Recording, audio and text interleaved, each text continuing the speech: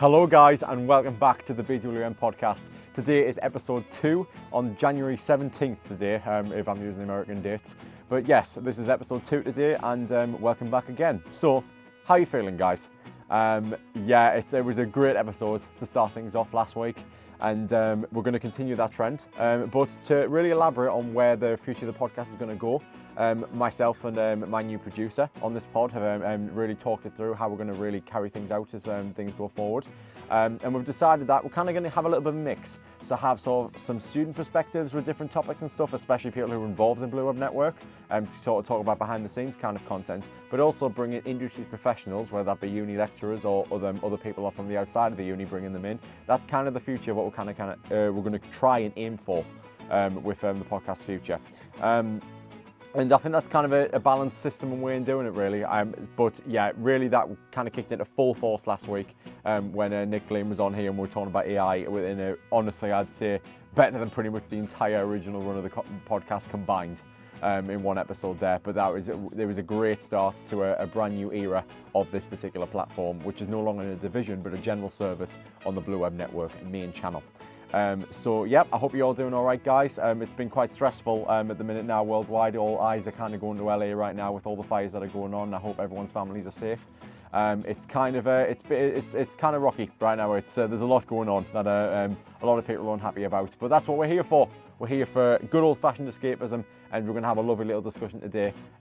Really trying to bring together everyone anyone that wants to be here. Just have a nice, fun time here on the internet, where there's never anything bad that's ever happened there. But we're an exception, and we want to at least try to be. And there's going to be certainly definitely a certain combination of cultures today, which I really want to kind of explore, and it'll be a really interesting discussion, no doubt, with what we're going to be covering essentially with sort of home students and international students, which obviously you'll probably guess by the title. In terms of media this week, there's been a couple of things to discuss at least. With films that are out today, expect the new film Here, starring Tom Hanks, which seems very interesting, kind of set in one individual location, along with Wolfman, another classic sort of universal modern version of a monster movie, and also as well A Complete Unknown, which is a massive awards play, starring Timmy C, good old Timmy C, fresh off Wonka and a couple of other different things. Dune more specifically, completely forgot about that. But no, yeah, I think he's made a massive awards play with that one, and by all accounts, the critics seem to love it. So that's all well and good. But today specifically, I think we'll talk about, rather than a review, rather than that anyway, it's a better way to discuss it in this manner. Let's talk about another film which I have seen the last week, which in this case is Nosferatu. I did finally manage to get to see this one, and really, I don't really understand what all the massive amount of fuss is. I will say this much, I think it's very strong. I think this is a very, very strong experience, and very visceral, and really quite scary. Haunting, more like as you'd imagine, it's shot beautifully. For something that it is so horrific, the cinematography is fantastic, and the lighting, everything around it, exactly what you'd expect, really. It was just a really, really, really solid watch. But people are making this out to be like one of the best films in years, and I can honestly, I don't see where they're coming from. I just don't. It's just very morbid. Too morbid in places, frankly, and it just seemed like your general really solid, well-made monster movie and nothing more. There were certain themes that I very much liked and choices that were made, character decisions, but in terms of characters in general, I really struggled to latch onto individual characters just as chess pieces in the narrative. I didn't really care about them all that much, which means that payoffs weren't as strong, to be honest. But what I will say is the performances were fantastic by an all-star cast. Lily Rose Depp I hadn't seen previously, and she really kind of impressed me here, and there's definitely kind of a role for her. Nicholas Hoult ahead of Superman was a great addition to this, and I think he's going to be fantastic Lex in July. But primarily the biggest person that I want to kind of shout out with this film is Aaron Taylor-Johnson. Now, until now, I really didn't understand the appeal around him in terms of James Bond. Now I do. After seeing this film, honestly, if he was announced as the new James Bond, I wouldn't exactly cry about it. But overall, yeah, I thought it was a very, very strong time at the movies, and really kind of scary if that's kind of what you're into. But Nosferatu overall, I would say is just it's very good. It's very good. It's above average. It's certainly above average, but nothing enormously special in my eyes. Okay, moving on then. In terms of what's out on the network, what I really kind of failed to mention in the first episode, due to primarily the excitement over Nick, was really what's been out on the network, and primarily the network main channel. I kind of talked about my channel a bit, which you can check out anytime you wish. But on the main channel, I think the year got off to a pretty decent start with the end of my review division. Those last 3 videos and sort of a 3-part finale on New Year's Day did come out. But also WebCon 2025, the first of that particular system of events that kind of announced the year's projects. The entire 10 project slate for 2025 was announced as part of that video, and we have a very exciting sort of near future ahead of us in this calendar year. But my personal thing that came out on New Year's Day was the first of a couple of videos, which I kind of want to do across this year, known as Dream On. It's the first kind of a sort of a cinematic to kind of start the year and really set the tone for how I'm feeling personally, and what kind of personal journey I can see myself going on throughout this year. It was we had a lot of fun shooting it, a lot of thought went into it, and a lot of people thought it was really quite a nice package there, and it was really well received on the whole. So if you guys want to check out those New Year's Day uploads and sort of catch up on my personal channel as well, it will take you right back to last week's episode with Nick, and Nitya's episode today. So that's Blue Web Network. You're all caught up on that. And as always, if you have any ideas of what topics you'd like us to cover in future episodes, feel free to put them in the comments down below. Right, now with that long-winded monologue out the way, I think we move on to our main topic of the day, in obviously multiple parts as you'd expect. But this time, with a student debut on the second episode, we have ourselves someone who has worked on BWN before. We're going to be talking a little bit about that as part of what we've done so far as a past experience. That's kind of an easy way into the discussion. But today we're going to be, of course, talking about how hard is it to be an international student, how that differs from home students, and that kind of experience with people coming to uni for the first time, because it's scary for everybody, but maybe it's a different kind of experience which would be good to kind of bring to light today. So if we cut to the rest of the discussion, today's my guest today is Nitya Francis. Here she comes.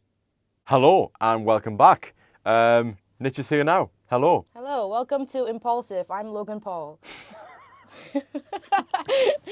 The difference between a lecturer and a student on the pod, that's just about sums it up. Yeah. First of all, topical knowledge. Yeah, I don't think anyone next stage would come up with something like that. Yeah. No. Yeah. Buy Prime, drink Prime. Lunchly, don't forget about Lunchly. Yeah, No. the cheese is definitely drippy. What is your favourite flavour of Prime anyway? The blue one. The blue one? The blue one's pretty good. I quite like the ice pop one. We did a video on it. Is it the one that's like blue, white, and red? Yeah, that one. Oh. That one. Honestly, I wouldn't expect it to be my favourite, and then I tried it in a row with the rest of them, and I was like, yeah, no, it is.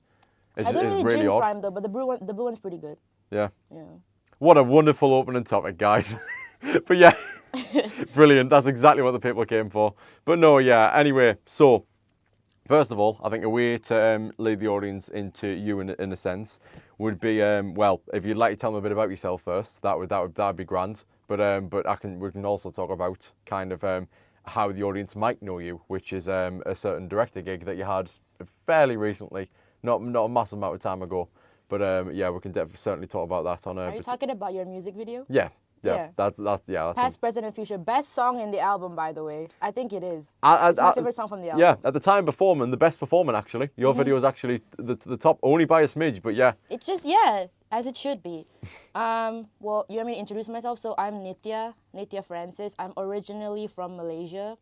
I moved to England for the first time last September, and I've been here ever since in Sunderland.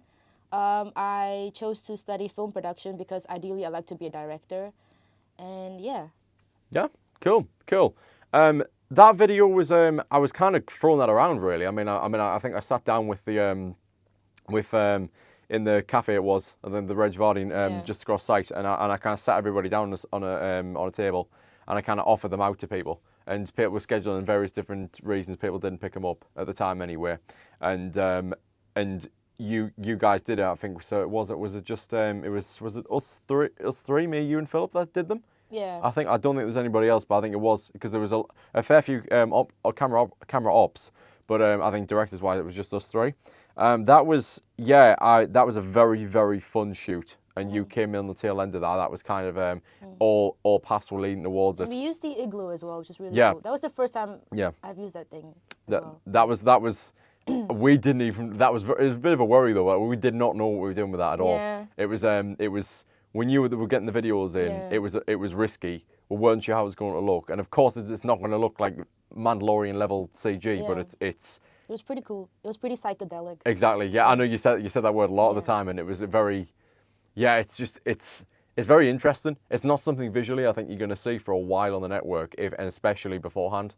It kind of stands on its own, which I really like. Yeah. You kind of have an out and about, and you kind of on location sort of music video shoots with the rest of it, and what will be replicated later down the line.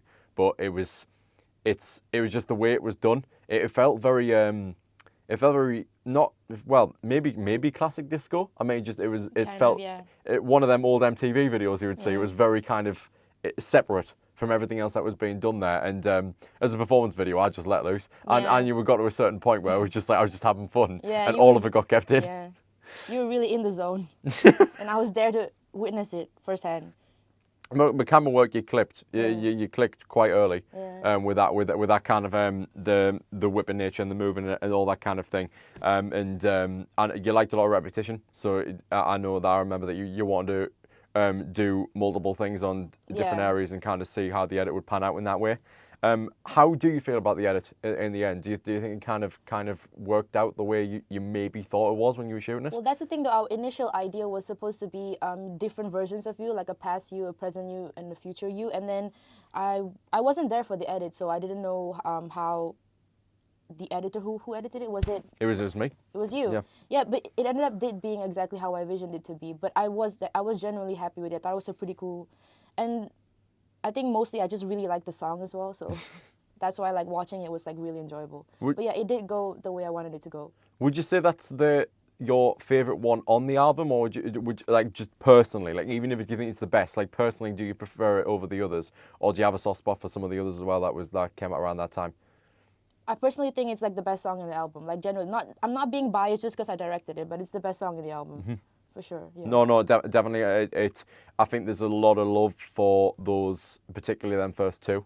I think it really works. Which is, I had a kind of a toss up when the whole Spark thing came along. Mm-hmm. I kind of submitted 4, and I believe all of them got played in some form.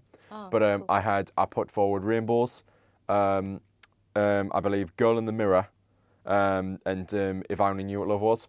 And they were the more poppy, sort of soulful ones, very vocal. Those are the ones I put forward. I kind of took a chance because I thought, right, okay, I think if I submit 4, it's taking the mick. So I had a choice to make. I believe I may have submitted in Past, Present, and Future. I think in the end I decided against it. I think I just put them 3 in, but it really narrowly missed the mark on it. But I've understood that actually people really like it. I decided on other ones over it, but it's actually aged pretty well. Mm-hmm. I still put it on now, and it's a video that kind of works. Which now the audience saying it's easily 4 to 5 months away from that now. Yeah. When it came out, it was a while ago. Yeah. But no, I suppose you enjoyed the experience, and I'm happy that you did. I did enjoy the experience, yeah. Yeah, I know that you appreciated getting the music early and everything as well. I remember one of our sort of classmates at uni. Yeah, you kind of shared the song with them early, and it was talking about it. It was an exciting time. It was an exciting time because we didn't understand what it was going to be, and now the network's really taken off, and we're doing some real quality stuff. Yeah. And that album was almost like the first snowball down the hill, where there was no projects in Chapter 2 yet, and now that it's fully started, yeah, it was. I think it's a time that we'll remember, and it was really nice to have, really. So I'm glad that you're kind of a part of that legacy in that way. Mm-hmm. So, with that in mind, before we really get into the nooks and crannies of this topic, what brought you here? So Sunderland in particular, that's what I want to kind of get to the bottom of, because regardless whether it's Sunderland or somewhere else in the country, I'm sure a lot of international students feel the same way. It's kind of sort of remote places. Obviously there's Oxford and Cambridge and there's different places like that, but there's the unconventional places like this. This is very much a kind of out of the box choice, I would say, from coming from afar. So what I'm really interested to know is what brought you here, first of all. What's kind of your story about how you ended up in Sunderland? Because of the course I picked, it wasn't an option to stay in Malaysia in the first place, because the film industry in Malaysia isn't quite as developed as other countries. Mm-hmm. So, if I really needed experience and stuff like that, I would have to go to a different country. So I did get offers from like multiple different unis. Like I got an offer from Nottingham, Newcastle, Middlesbrough. Wait, no, not Middlesbrough. Westminster. Right. Yeah. I don't know why I said Middlesbrough, but yeah, I got offers from all those countries. So me and my family, what we did was we sat down and we looked through the options, and Sunderland became our first pick because one, it's one of the top in the countries film-wise, and also because like it's pretty cheap, like it's very affordable. Yeah. I did consider going to America as well, but my mom was afraid I would get shot. So Fair Yeah. fair point. Yeah. so yeah, Sunderland became the best option, and honestly, so far, I don't regret picking Sunderland at all. I think I've made a lot of great friends. I think there's a lot of great lecturers.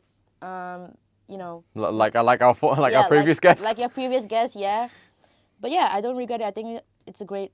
If you're a film production student, it's a great option to choose Sunderland. Cool. So with that said, I think we really get into the thick of it now. In the thick of it. Yep. From the screen to the ring to the pen. Yeah, Sorry. I was asking for it. Yeah. Fully. Yeah. So let's get into the sort of the deep dive of the question, because personally, in my perspective, it could not have been more closer to home. It's very much I just hop in the car, I take a 20-minute drive down here, take the coastal scenic route, glorious sunshine over the sea. It is gorgeous, and it honestly feels like with primary school, with primary school and now this in the same, very much in a very close vicinity from each other.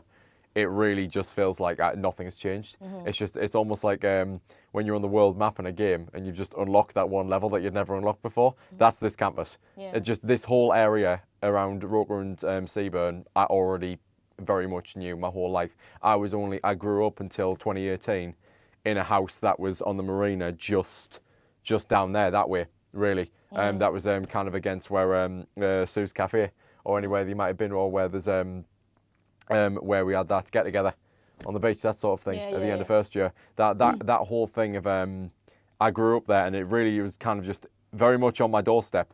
I couldn't really struggle to wrap my head around you coming from such a long way away.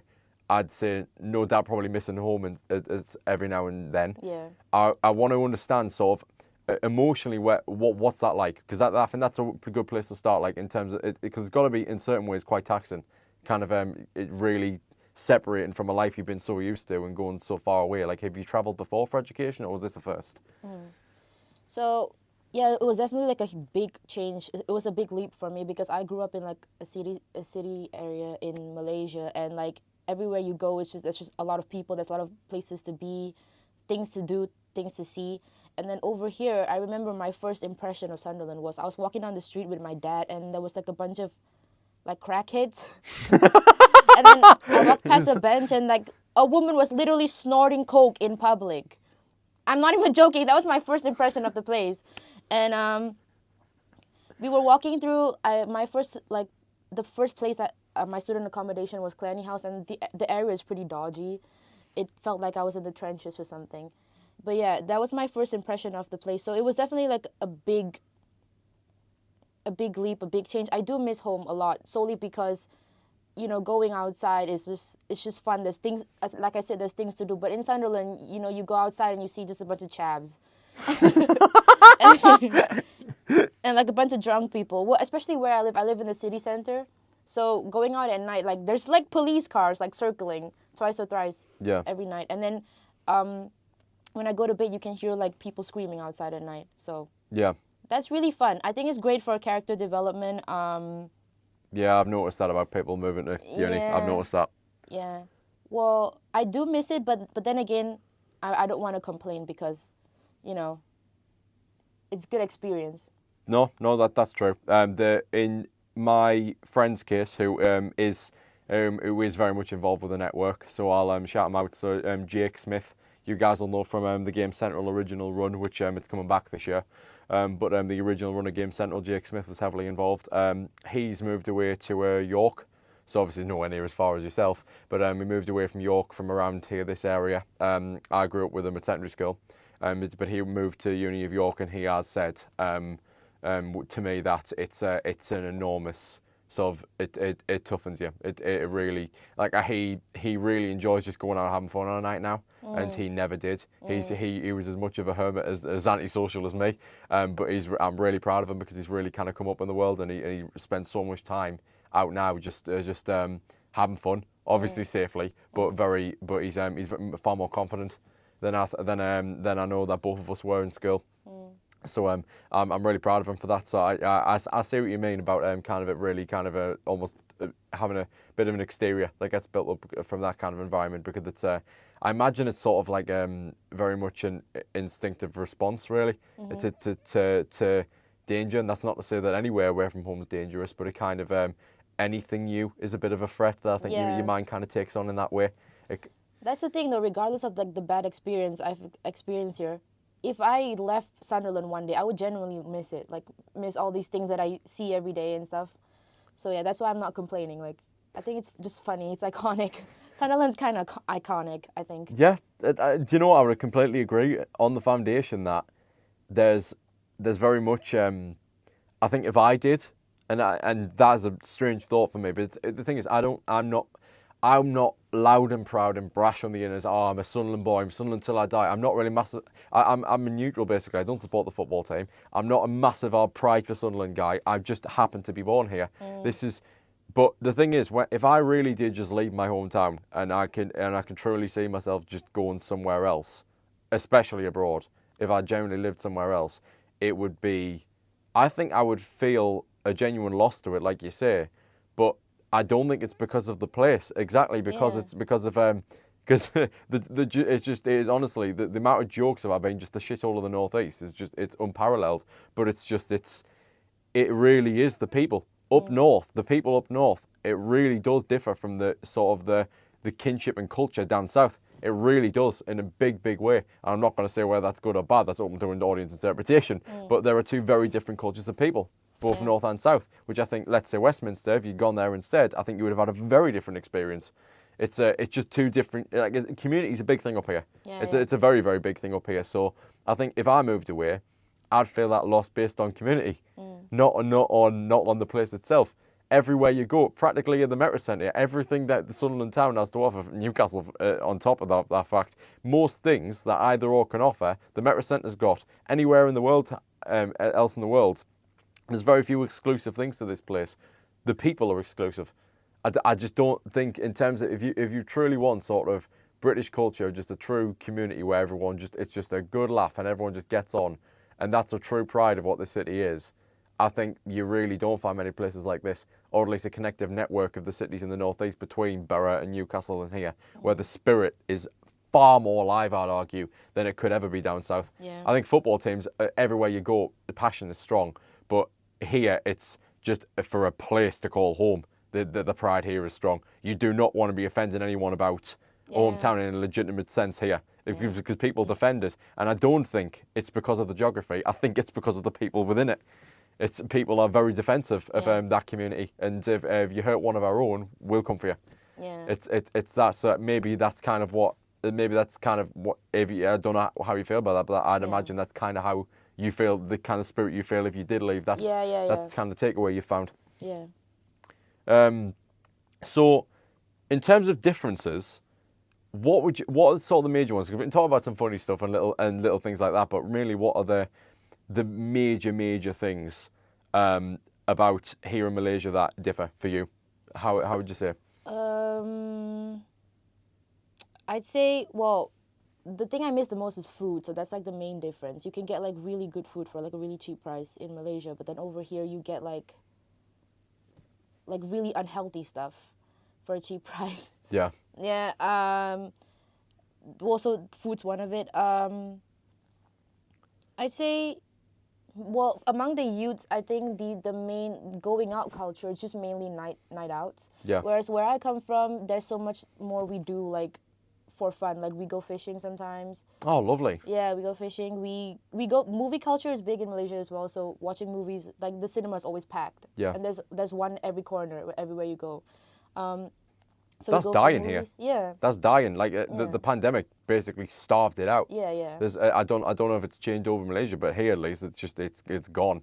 There's you've got whenever a big release comes out, when the mum takes the kids to see a kids movie. Really, other than that, general moviegoers has died out entirely. So it's interesting that you've said that there's a community angle about a big movie going audience over there. Yeah.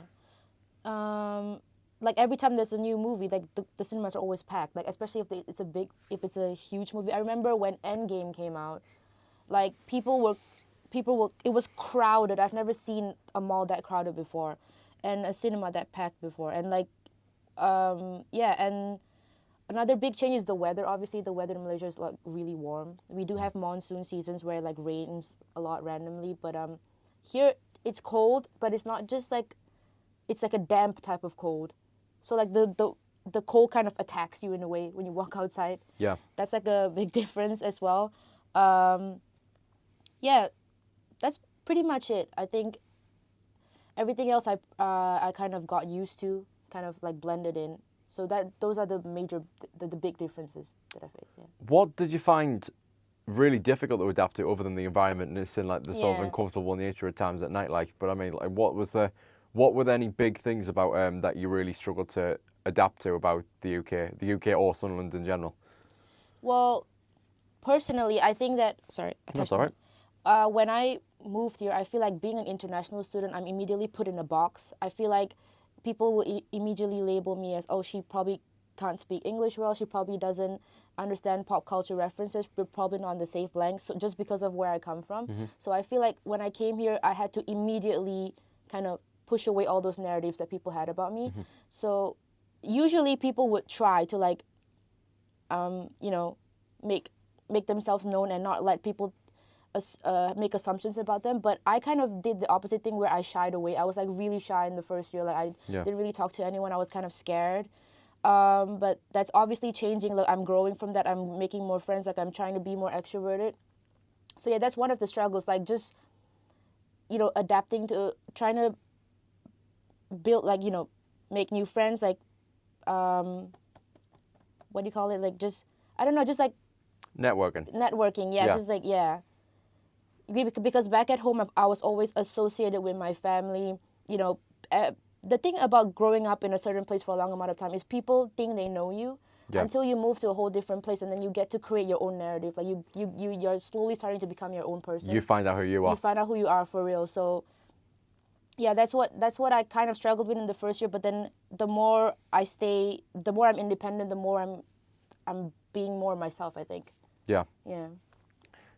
If you don't mind me asking, so what was that kind of the system like with language? Because that I don't understand about your story. Is that because I know people who have come from different countries to the UK have said that they kind of I know that a lot of them have kind of sort of American accents because the systems of which they learned to use had American accents tied to them.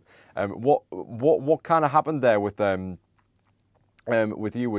Did you do it? Did you speak English in Malaysia? Yeah, I did speak English in Malaysia. Yeah. And all right, okay. So was that from an early age, or was that more recent? Yeah, from an early age, I spoke English to my parents growing up. But then, my mother tongue, my native language is Tamil. So my mom, when me and my family are conversing, we speak in English. But when my mom wants me to like wash the dishes or like do something, it's always like in Tamil and stuff like that. But the reason why I sound American is because like most Malaysians, English-speaking Malaysians, we sound American. I think it's because the English we're influenced by. Yeah, of course, TV, yeah. Media and different sources like that. Yeah, so if you're Malaysian, you're an English-speaking Malaysian, and you sound, if you had a British accent, that'd be pretty weird. Yeah. Like people will look at you crazy, like what is wrong with you? Yeah. But yeah. I mean, it depends how much of The Crown they watch. Yeah, that is true. Yeah. Yeah, I mean no, it makes sense when you say how massive the media industry is over there. That at least in consumption anyway, compared to how it is now, with them going out and seeing those movies. I imagine there must be still a sense of spectacle around going to the cinema, which is lost a lot in this country now. Like you must feel like whenever you go to a film over there, it's an event. Like how does it feel going back home on holidays? Like with that. With just the difference, like because I imagine rather than being thrown in cold water coming here, it must feel almost like, or maybe a nice warm bath. It must feel like another culture shock, only for a short while, temporarily breaking out of your new life here to go back home again. Like how does it feel coming back home? It felt great. Like I definitely took advantage of everything. I ate as much as I could. I went out with my friends as much as I could. Like I did all the stuff that I really missed when I was in the UK. I did everything that I missed when I was away. But yeah, I don't remember what movie I saw when I went back to Malaysia, but I did go to a few movies with friends, and yeah, I realized how much I missed going to the cinema where movie culture is big, because you have an audience that's like actually intrigued. They're like in the zone, and there's a lot of people as well. I did go to I did see a movie recently with Georgia in the Sunderland Cinemas Omniplex, and it was like really empty. There was no one there. There was like 3 people. Yeah. And I imagine, is that not really the case back home? That's not the case back home, yeah. Even if it's like a bad movie, even if a movie doesn't do well in the box office, you have a lot of people watching it. It's just Morbius was just stacked out. Yeah. Yeah. Yeah. What was it you saw? Just out of curiosity. We saw Mufasa. What do you think? I thought it was pretty good, actually. Yeah, everyone's been slating that. Yeah. I actually really enjoyed it. It was a pretty good movie, actually. I will just disclose to the audience, a bit embarrassing. You know, I always wanted a brother. That one. When he's singing about them being brothers at the start. That's the best song in the I've entire had that movie. on literal loop for like the last 3 weeks. It's a really good song. Just constantly, like I've just constantly had it on loop. Yeah, producer as well, constantly. It's a really good song. Oh, it is. It honestly is. And do you know what? People have been taking the mick out of that Mads Mikkelsen Bye Bye one as well. Yeah. Right? In the last week, I've actually started to grow on that because it comes directly after that song. So I'm just, fine, I'll leave it on. And then, you know what? It's not bad. Lin-Manuel Miranda, right? Yeah. Knock him as much as you want. He's insane. He's definitely something amazing. different. He's definitely a spice to a musical composition for a film. But he's definitely a choice. But you can't knock the man in certain elements. He knows what he's doing. Like I think, especially, I really, really did enjoy In the Heights from a few years ago as well. And people knocked that as well. That went completely under the rug when he did In the Heights. That was which I'm not sure if you know what that is, but that was a Broadway thing, that a show he made that got a film adaptation. So he was too old to play the lead role by that point, but he had a cameo in it. So, but he was heavily involved in it, and it was good. It was a very good film. But before we talk about some other stuff generally around the differences, I want to know if you could say what is the biggest thing that you kind of miss about home compared to here, what would it be, personally? Personally, what I miss the most is my friends and family. Yeah, that's like off the top of my head. That's what I think of. Yeah. But then I don't want to sound all gluttonous and stuff, but I do really miss the food. It must be really good. Like I'm really picky, and I'm the most basic bitch ever when it comes to food. Yeah. But I imagine a lot of people who have like a quite an extended palate are just like feel their taste buds going at the thought of it. Like what's kind of the main cuisine over there? Like what really do you guys enjoy to eat? We eat a lot of rice and noodles. But like we have really good like meat as well. There's this Malaysian dish called otak-otak. It's basically fish paste that's wrapped around like banana leaf. And wow. They grill it. And it tastes amazing, which is funny because otak-otak translates to brain. I was going to say, it doesn't sound amazing. It doesn't sound amazing, but it tastes amazing. And have you heard of satay before? That I have, yes. That I will have. Yeah. That's also like, it's grilled as well. It's really good. A lot of stuff like that. The thing about Malaysian food is that it's a fusion of 3 different races. So you have like a fusion of Malay, Chinese, and Indian food all combined. So, you know, just by that, you could tell how much flavor is involved in that. Yeah. That I really miss. Very hot, I imagine. Is it hot? Some of it can be spicy, yeah. But some of it's just like flavorful and nice. Yeah. Are you aware of the what was I going to say? It's called I don't know if it matches the same kind of cuisine, but satay kind of got us thinking about it. Are you aware of Asiana, opposite the Omniplex? No. It's not far from Pants Bank, and just we are not promoted by them. we don't have a sponsor. I'm just a shout out. But no, I would honestly say they're one of the best restaurants in Sunderland, if not the best. It is. Asiana. Yeah, really good. really, really good. I would argue it's worth every penny. It's very, very good, and it's a hidden gem that people have really started to discover in recent years. It's really booming. But it's been it's in the bottom of a tower block, so it can be quite easy to miss. But no, it's there. It's right there on the riverbank, and the window view just looks over this uni. I even finished first year to celebrate. I went there because it literally overlooks the campus on the river and everything. So we were eating dinner and we're looking at it over the river. Yeah. And a few years ago, I used to be in that restaurant, looking at the campus, thinking, I can see a new journey about to begin, because at that point I decided I was coming here. So it's very weird, like finishing first year looking at it, but also looking at it a few years ago when I knew I was coming here, and I was just looking at whatever was going to happen on that site. And I know, at least right now, I know it's changed me for good. So that's it worked out that way. But yeah, enough about me in this case. So funny stuff, and what would constitute as that? Okay, snacks. Let's say we've talked so much about food. Let's go into that. What is here? I know we've even briefly talked about this before. What is here compared to what's at home? So let's like Cadbury, Nestle, that kind of things. What kind of things are here? Anything you've noticed that are here that you don't know, you haven't seen at home, and what you try and get as much of here because you can't find it back at home. Well, snacks wise, it's pretty much the same. Back at home, I can get everything that I can get over here. It is the case of me not being able to find snacks that I can get there over here, though. Right. Oh, yes. Yeah, I remember you saying that. Yeah, it was the other way yeah. around. You said there was there's variant flavors of stuff that isn't over here. Like, did you have any examples? There's this like wafer snack that's made out of like tamarind paste that's dried. I know I'm describing it. It sounds awful, but it tastes amazing, and it's like a famous Malaysian snack as well. So stuff like that you can find there, but you can't find over here. Are there any? I was more stabbing in the dark. Is there any like Coke flavors or something that isn't over here or something like that? Yeah, we do have like a different.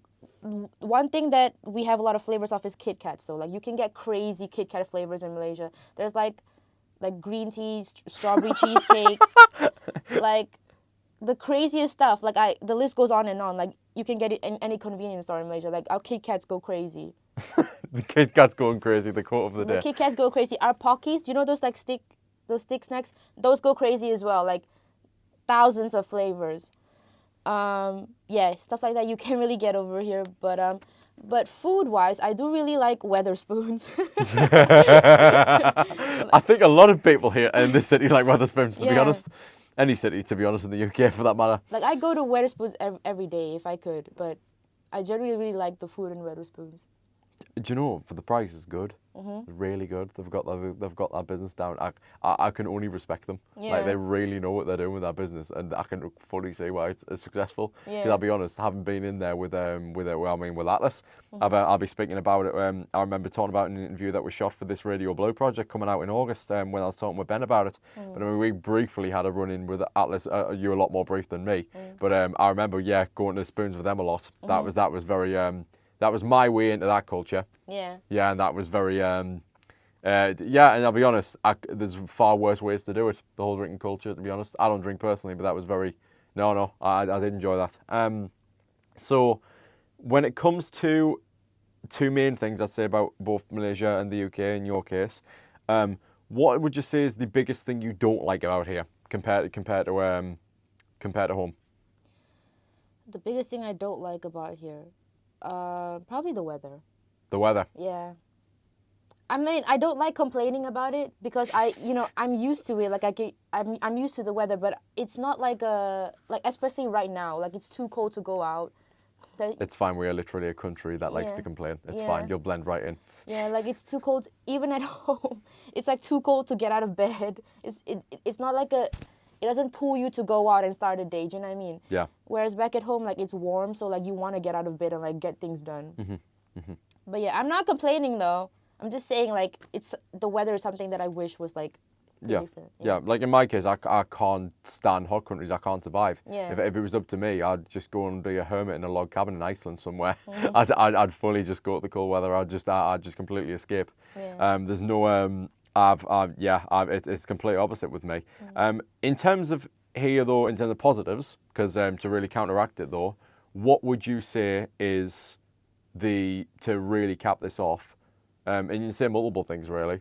what are the best things you've kind of discovered about not just yourself but the culture as well over here? With your favourite things that you've either memories or memories you've had while coming over here, and also things that you've picked up which are different to home. What are all the positives? Like what is being an international student coming to somewhere far away from home, and especially as part of the UK, what does that mean to you, really? Well, first of all, off the bat, I really like the people here. I mean, at least in uni, like everyone is just friendly. I mean, I think I got really lucky with our classmates as well. Like everyone gets along with each other, which is pretty nice. Now really anyway. Now anyway, yeah. I really like the lectures. Well, the thing is though, I can't really compare it to the university students in Malaysia solely because I haven't experienced being in uni in Malaysia. But like in sixth form and in high school and stuff, the lecturers and teachers, they still kind of treat you like a child in a way. Like they don't really. Well, whereas over here, the lecturers go over their way to like help you, and like they treat you like an adult. They treat you like they treat you equal, which is something that I really appreciate. So yeah, I feel like a proper adult. Like being in like a whole different country and then like making my own life by myself in a whole different country. But then again, I really like the people. I really like the conversations that I can have with people over here. It's more open. I can talk about anything, and stuff like that. No, brilliant. Brilliant. Thanks for sharing as well. So now, to kind of really cap off this with the differences between the two different cultures and two different places, we have today's game. So, Bugg behind the glass is going to pop that up now. We have cross-cultural connections as today's game. England versus Malaysia. And depending on where you ask in the UK, they'd think it's quite a controversial choice having that flag there over England. But yeah, there we go. That's what we're going to run with. So England versus Malaysia, are you ready? I'm ready. Let's do it. Okay. So I believe we've got a how to play first up. Okay, here we go. Right, the rules. Each round has 3 questions. The first one to Nitya about England. Uh-oh. The second to Matthew about Malaysia. You're going to lose that. Both questions have an answer. I hope hers is hard, mind. Just saying. Right. Both questions have an answer. The last one is from the producer. There is no correct answer for it. Okie dokie. Right. Uh-oh. So whose round is this? What? Okay, all right. Round 1, food. To me. What's the famous English meal with fish? Fish and chips. That's so easy, dude. This is a piss take. I can already tell this is going to go. All right, okay. Right, okay. Go on then. What you got in store for me? What's the spice? Oh, you know what? Spicy Malaysian noodle soup called. Right. I was going to say ramen. Ramen is Japanese, I think. Yeah. Wow, Matthew. That's racist. Don't finish me off on episode 2, please. It's early days, please. Just let me live. Right, okay. Oh, God. What's your favorite food from each country? KFC! KFC! We do have KFC in Malaysia, but... Specifically from here, if we're talking about specific cuisines, I'll be honest, I'd say I just love a roast. Do you have a roast over there? Yeah. Like, you know, like a proper like Sunday roast over here. Do you have that equivalent over there, or is it? My mom tries to make a Sunday roast, but it's not. I don't think it's like proper. Yeah. Like, have you been to Britannia or Toby Carvery while you've been over here? I have been to Toby Carvery. Yeah. What do you think of Toby Carvery? It's pretty good. Yeah. Yeah. I'd buy But it. my favorite food from England is probably bangers and mash. That's pretty good. Fair, honestly. Yeah. I've become a particular love of sausage in recent years. Yeah. Oh, wow. He's coming out.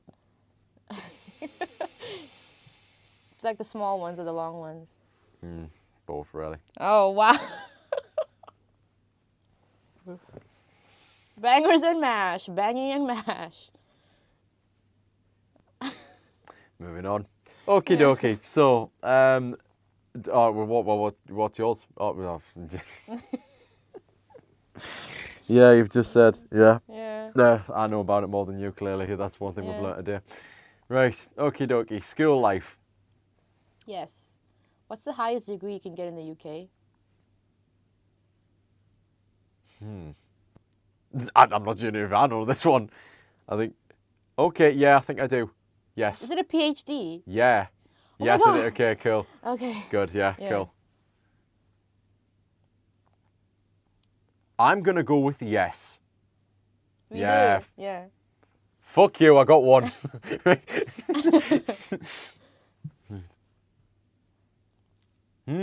What's the biggest difference between schools in England and Malaysia? Right. Right. I'll be honest, I know it's a really lazy answer. I'm just going to throw that. I would imagine the banter's different. The band. The banter's different. The banter, yeah, definitely. Culturally. Yeah. I just feel, I don't know. I just feel like something funny about just like, or I just saw a reel of it the other day. Just the schoolboys walking to school and just tripping each other up on the ice, Yeah. and they're just sliding down the street. The banter is different. Like it's just a different kind of culture. Like I think pain is a big thing over here. Like watching your friends get hurt is funny here, where I'm not sure where the rest of the world it would be. We just make fun of each other. Yeah. We make fun of our teachers as well.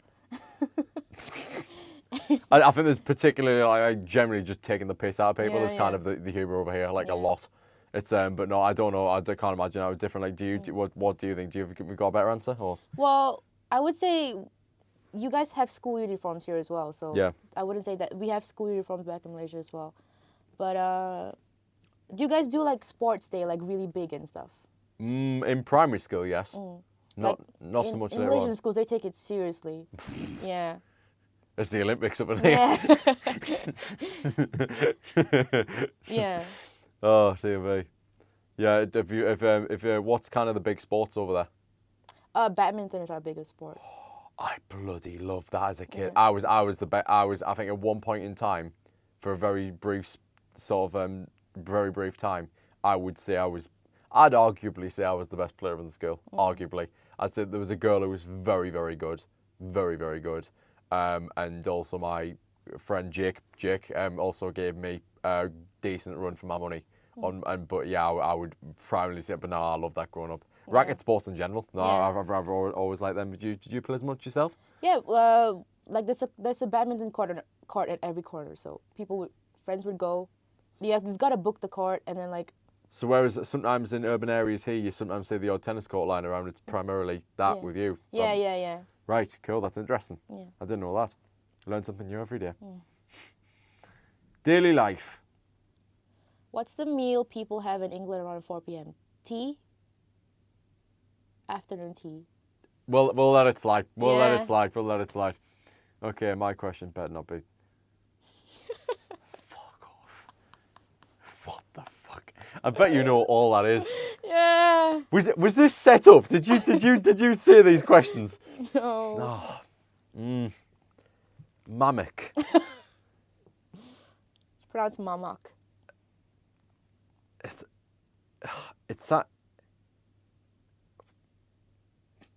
It sounds like some kind of camel. Oh my god. I don't have a Okay. clue. I hear that and I just think camel for some reason. Is it an animal of some kind? No, it's not. Yeah, so it's like Definitely not a camel. Yeah.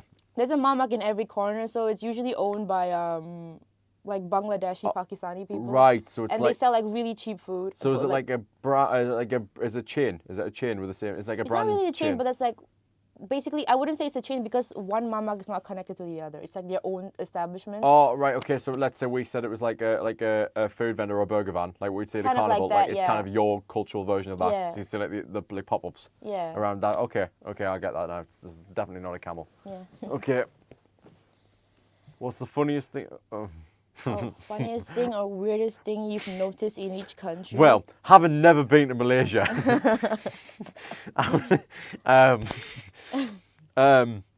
Well, I mean, somehow they produced you, so probably that, to be honest. we did have a plane that went missing like a while ago. Have you heard about that? Oh, yeah. The MH370. That's pretty funny. Do you know I was at the airport once in my dad, and do you know how they have those like things where you wanna search up which airline and where your airline is? I searched up the MH370 and my dad got really mad at me because like the plane went missing and people died. and it still hasn't been found yet. So that's pretty funny. A plane got missing in our country. The plane gone missing is funny, not Yeah. and not anything else attached to it. Yeah. No, I'd still say the weirdest thing to come out of the country is still you, to be honest. Thank you. Okay, what's the weirdest thing here? Here, probably the crackheads everywhere. Touche. Fine. Yeah. Okie dokie. Is there any more rounds? Words. Okay. In England, if someone says they're knackered, what does it mean? It means they're tired. I've heard it multiple times. This is bullshit, by the From way. you as This well. is You've bullshit. said knackered like quite a bit of times. Yeah, I think. fair bit. Yeah. Here we go. In Malaysia, It's because I'm knackered a lot. why do people say la a lot? Is it like, oh fuck man? Is it like unbelievable? Is it that kind of thing? No. No, fuck. Shit, I've got no clue. Well, yeah, that's kind of true, but it's also like when people point out the obvious. When you Oh right, so Yeah, in a you go sentence, like- so use it. How would you use let me it? think. So say something like pretty obvious, like stuff anyone could have noticed. Cats are evil. Of course they're evil lah, because they're cats lah. They say stuff like that. I mean, there could have been like I've pissed so many people off there. I just know for a fact I have. I could have used a The better producer example. has a cat. Bosh is going. Yeah. Oh, right. Okay. Oh, what words do you find funny or confusing? This. Minge is pretty funny. That's one of the first slangs I learned. Minge is quite funny. I learned recently. It means like or something. It's pretty funny. Let me see. Just stop talking. Just stop talking. Some of my friends pronounce book as book. Book. How do you pronounce your O's? Yeah. You use I know you like oh my god a lot, and like the proper American like really going for it all the time. You're like, oh my god, like, a lot of, you do that a lot. I noticed. Oh my god. Yeah, that's roughly about it. But no, that's crazy. Is any more on your read? Because that is gold, by the way. Yeah. Well, that's pretty much it. I think Minge. That's pretty funny. I laughed that hard. I laughed so weird that I can't laughed really like remember. Nick. I laughed like Nick. I really just did. Oh god, that's insane. I can't. I was like, surely we can't get better than the first one, and then you came back with that. Oh my god. Right, bonus round. Let's just move on. Oh lord. Who was the Queen of England for 70 years? Piss off, man. Piss off. Lizzie? Was it Lizzie? The one that just died? Yes. Okay, yeah, Lizzie. Did the Commonwealth just not exist? But that's a really that's massive on an assumption, by the way, that like Rest Malaysia. in peace, I Lizzie. suppose was Malaysia a part of it? Is Malaysia a part of it? Yes, Malaysia was part I was of going the to say that because Commonwealth. that's massively resting on a really dodgy assumption that they are. Right, what's the name of... Woof, that one took me out of it there for a second. I was like, Yeah, whoa. Twin Towers, yeah. Right, okay, what's the... 9/11 happened in Malaysia. No, it didn't. Fake news. Right. The plane that went missing was the one that crashed into the Twin Towers.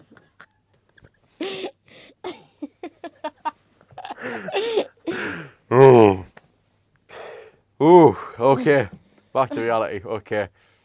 I've got no clue. KLCC. The The Petronas Towers, yeah.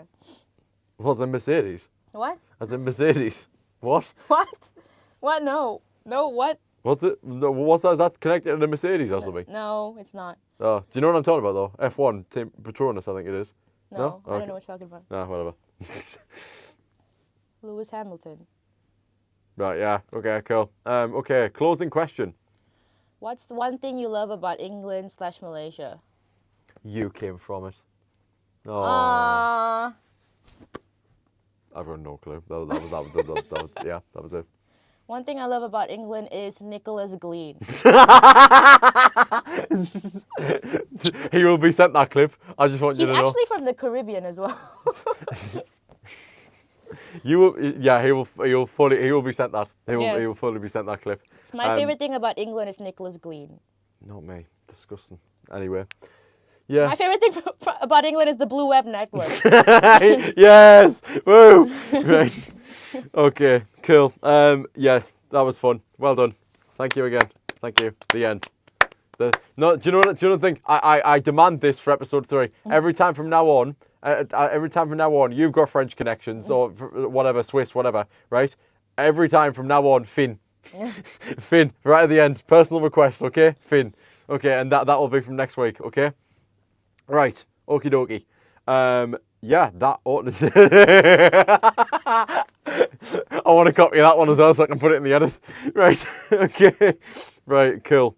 Okay, so that's that just all about do it. You had a good time? Yeah, I had a good time. Thank you for having me. No, I'm absolutely welcome. It's been nice to kind of learn a bit about your culture and what's like kind of moving from sort of, you know, a faraway land to a place that I kind of call, you know, home, basically. I'd completely take for granted to someone, to coming from a perspective of someone who's just completely new to it.